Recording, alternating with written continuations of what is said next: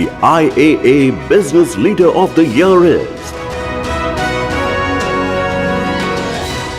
N. Chandrasekaran from Tata Sons.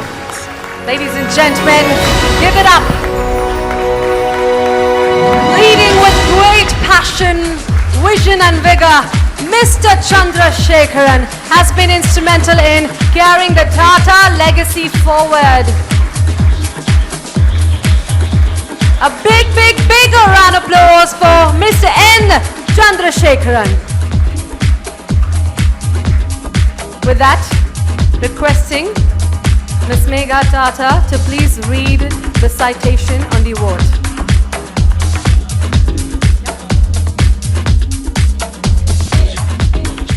I'm just reading the citation, sir. The India chapter of the International Advertising Association is proud to recognize N. Chandrasekaran as the IAA Business Leader of the Year 2022 for leading one of India's most trusted corporate groups with a vision and determination, for stabilizing and growing existing businesses and boldly charting new routes into the future, for ensuring positive returns to all the stakeholders of well-diversified groups, for being an inspiration to leaders across the corporate spectrum in India and internationally, for growing brands and ensuring they occupy meaningful space in the minds and hearts of consumers globally, for upholding and nurturing values that have placed societal interests uppermost at all times. Congratulations, Mr. Sekaran.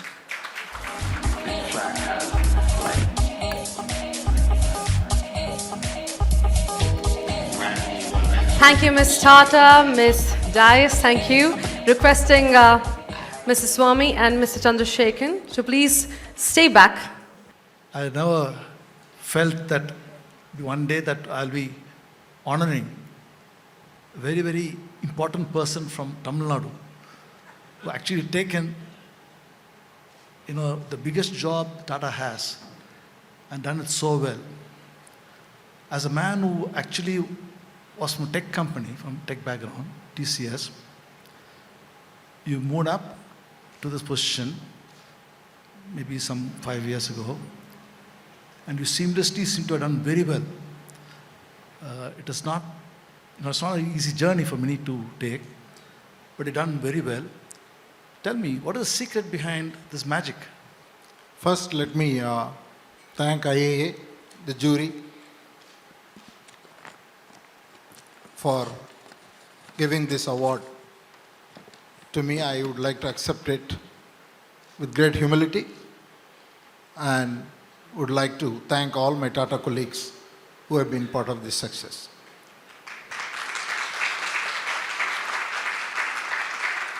I think running business in general is a marathon, and running Tata Group businesses is ultra marathon.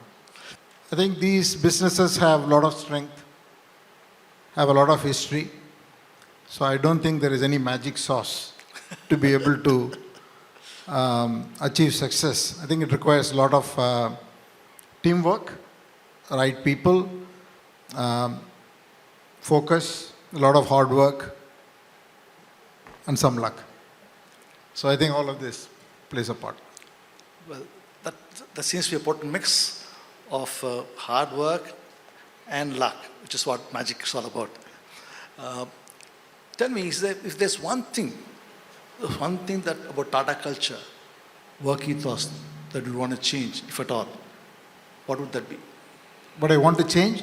If there is one thing that you'd want to change about the work ethos or the culture of Tatas, if at all, what would that be? I think the biggest strength for the group is its ethos and values, which is deeply ingrained in the people. You don't have to run a program to tell people this is what is right and do this. That's deeply ingrained. So I don't think that I would like to do anything with the ethos. In fact, I would say we have, over the last 150 odd years, I built a reputation and the group enjoys tremendous trust. If I have to say, the thing I worry about is to continue to behave in a way that we deserve the trust. So there's nothing you want to change. So I'm very happy to hear that. Change is constant. I mean, we want to be more agile, we want to be more performance centric, we want to be digital, we want to be more sustainable. We are running through huge number of change now across the board. I think what we are attempting to do in the next years in this decade is a huge transformation. Because we want to be ready for the next 50 years. So that will require a lot of change, but that doesn't change the ethos of the company. The ethos values have to be intact. But The aggression. has to everything go. else can change. So that takes me to the next question. You know, Tata Sons, if it were to go public, if it were to be listed, it would be certainly among the top couple of companies in this country. What would it take for you to be the number one company in India and maybe in the top 25 in the world in the next 5 years? See, I don't think numbers are that important. I don't think you get up in the morning and say, I want to be number one. I think life is about a journey. And you must enjoy that journey. It's not about a destination. Destinations will come, then there is a next destination, then there's a next destination. You want to be 500 billion? Yes.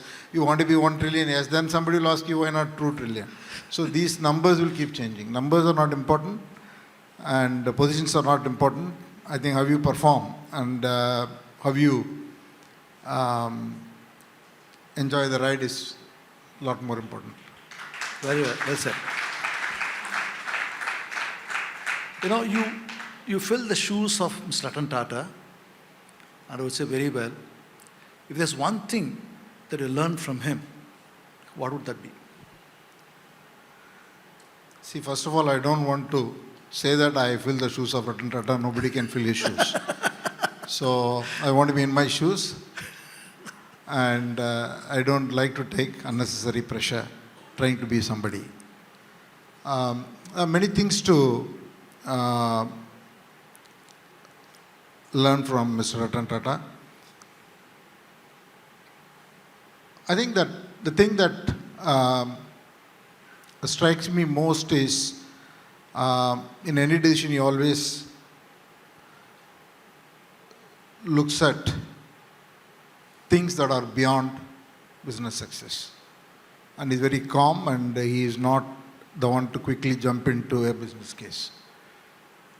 And I think that's something that I really value. Don't be stressed about taking the wrong decision when I was speaking. Would that be the one way? Don't be stressed about taking the wrong decision. Could also be one way to look at it. No, I don't think that you can be sure about taking every decision right.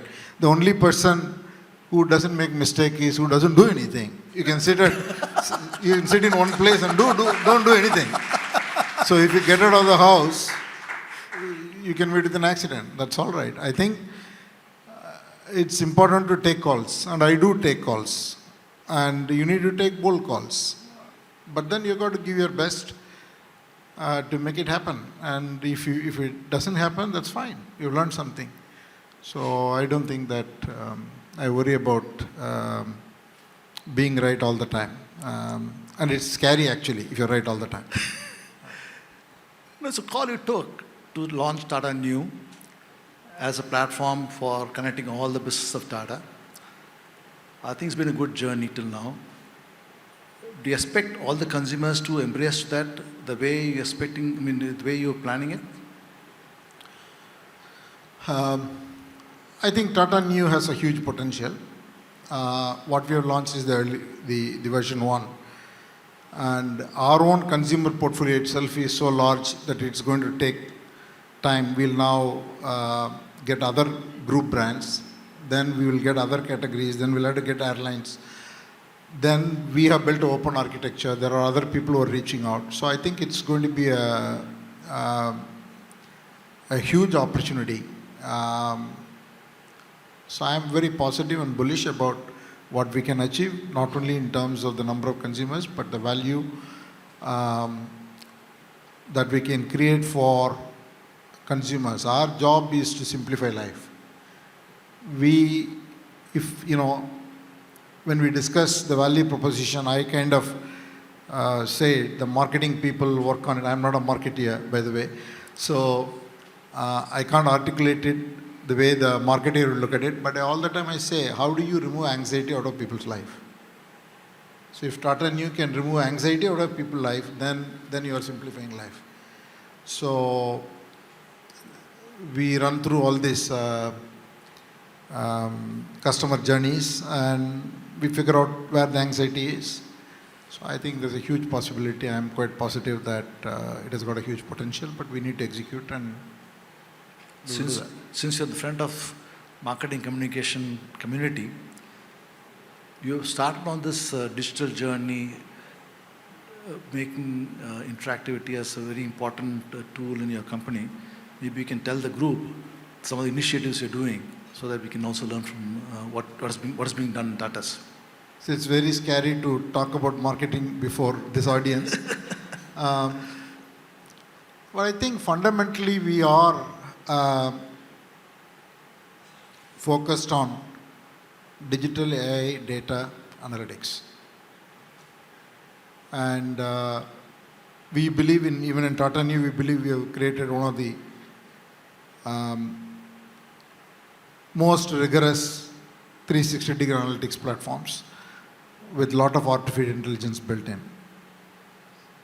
In the group, whether it is a B2B business, B2C business, whether it's an industrial company or consumer company, my hope is that in the next few years we will have the best of AI, best of data, best of bots will be at work. That's something we are driving across the board, whether it is a Tata Steel, whether it's a Tata Motors, whether it's Tata Neu, whether it is consumer-facing companies like hotels and airlines. Oh, that's really truly awesome. Yeah. Thank you. No, we've all been hearing about your legendary fitness regime and how you put that over everything else. How do you manage the time conflict between what that it takes and the business commitments? I don't think there is any conflict. I do the workout first, then think about work.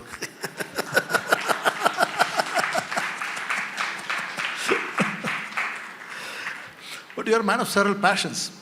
You are into photography, you're into music, you're into fitness, you're into marathon. If there's one which is you're most passionate about, which one is that? So I think it's difficult to be wedded to one thing. There are days you want to run and keep running. The weather is good, place is good, then you keep running. There are days you want to do something else. So I have 3-4 passions, hobbies, or things that drive me, and I enjoy doing all of them. And if I'm not doing those, I'm not enjoying my work. So it's so important for me to get the energy out of a workout, a run, or a nature photography or something. Otherwise, I kind of feel that I'm lacking something. Amazing.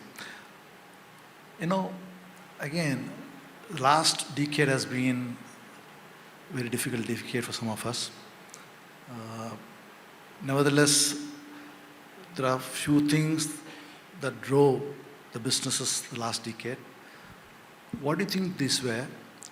And going forward, do you think the same things that drove us in the last decade will drive us forward this decade? I think there are some things which are common. For example, talent is key, aspiration is key, leadership team is key, These are things that that are fundamental. I mean, they'll never change. But in terms of things that are very important for this decade, there are things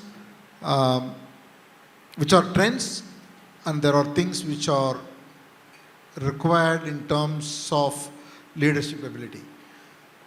To me, data, AI, and whatever is the new term that we will hear in the coming years, that's going to dominate every business. And it's going to dominate in much more intensity than we can predict. Sustainability is going to dominate. Energy transition is so key. Otherwise, you will be shunned. So there are things, and health and safety, wellness, these have to be integrated in what you do. So these are going to be very, very critical. But from a leadership point of view, I believe that agility, quick decision making, ability to build great teams, conflict management, creative thinking, these are going to be very, very, very critical. I call it fall forward. It's so important to be able to run, and if you fall, it's fine, you can get up and run. Waiting to find the perfect answer is not going to be the way businesses will be built. So you've got to take some calls, you've got to have the data. Obviously, you need analysis, but then you also need the hunch and just keep going. So, just taking that forward, based on what you just said about, based on what you said, what would be the advice to the audience? You said AI and analytics are going to drive the business forward, and there's no right answer, there's no easy answers for these things, but whatever answers there are, you probably would need to, make course correction as we go along. That is one thing. But what is the advice you want to give to the larger group? I have more ways to give. I have more ways to give. I think the only thing I will say is that there are going to be more partnerships. So we should all be open. Cross-functional and diverse teams are likely to succeed more. So marketing has to partner with business has to partner with HR has to partner with outside firms. Partnerships is key. So I think the more people can work together, more diversity of thought comes, more out of the box ideas will come. So, and that's something that I feel will happen. So I think let's all give him a standing ovation. I think it's been wonderful.